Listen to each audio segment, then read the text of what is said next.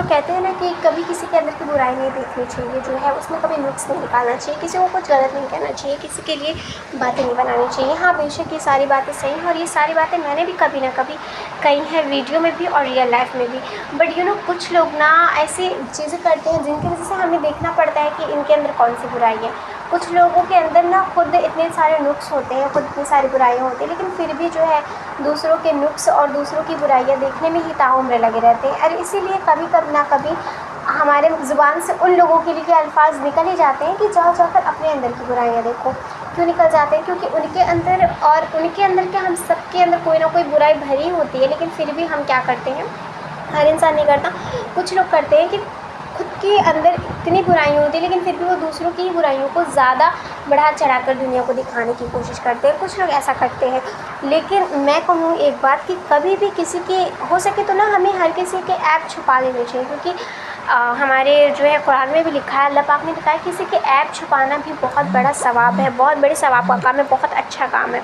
ہمیں ہو سکے تو کسی کے عیب چھپا لو، کیونکہ اگر ہم کسی کے عیب چھپاتے ہیں تو اللہ پاک نے بھی تو ہمارے عیب چھپا رکھے ہیں، دنیا والوں سے پردہ کر رکھا ہے، تو ہمارا بھی یہ فرض ہے کہ اگر ہم کسی کے عیب چھپا سکتے ہیں تو چھپا لیں۔ ہمیں کسی کے بارے میں کچھ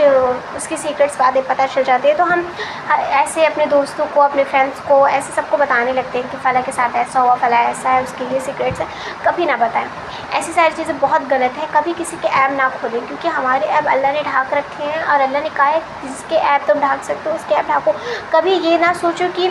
وہ کتنا اچھا ہے یا وہ کتنا خراب ہے، اس کے اندر کیا کمیاں ہیں، اس کے اندر کیا خوبیاں ہیں، کیونکہ خوبیاں اللہ جانتا ہے، کمیاں اللہ جانتا ہے۔ اللہ پاک ہی خوبیوں میں اضافہ کر سکتا ہے، کمیوں کو کم کر سکتا ہے، اس لیے کہتے ہیں کہ کبھی کسی کی ہو سکے تو خوبیاں دیکھو، کمیاں مت دیکھو۔ کمیاں ہمیشہ اپنی دیکھنی چاہیے،